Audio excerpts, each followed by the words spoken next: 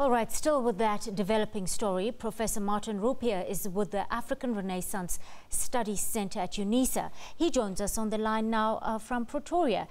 Good afternoon, Professor. Thank you so much for sharing your insights with us on the SABC News Desk. Good afternoon for inviting us. Thank you. Prof, President Mugabe, we saw officiating a graduation ceremony earlier. On the other hand, he's supposedly under house arrest. What do you make of it at this stage? This is a really contradiction in terms of the crisis that is taking place in Zimbabwe. On the one hand, the armed forces have seized power. They forced or attempted to force the president to voluntarily step down.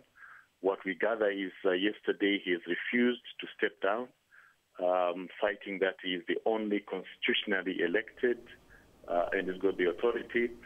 And then what we have seen in between, SADC intervening, so possibly part of the result of the SADC intervention and mediation has resulted in the negotiations being stretched and, of course, allowing the president to do certain duties.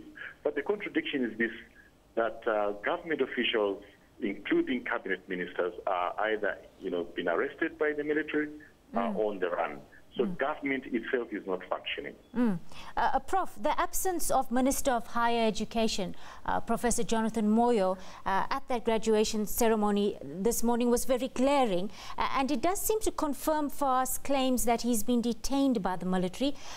We want to understand what impact this will have on the mediation efforts going forward, and what must we see happen before a deal can be clinched with President Mugabe? I think 2 points from what you asked. The first is that Professor Moyo was one of those in the faction political faction called G40. So he and Minister Kasukuwere, both of them were arrested at the president's house. So they are in custody.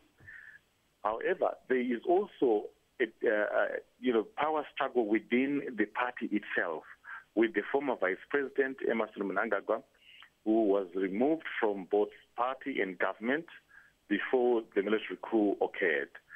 So you have a contestation between the military, who are in fact advocating for Mnangagwa to be appointed or to succeed Mugabe within the ruling party, and the president saying, legally, I am the constitutional authority and I'm going nowhere. But we think that at the moment there are serious negotiations as to what conditions and what context the president might agree to leave power, and then the vice president will then be appointed. But we are in a stalemate, area where really it is speculation. But what we know is that Minister of Higher Education is in fact in custody, by the military. All right, Prof, I have to be quick. We are running out of time. That SADC Troika emergency meeting is set for tomorrow. What would you like to see come out of that that meeting in terms of a regional response to what's happening in Zimbabwe right now?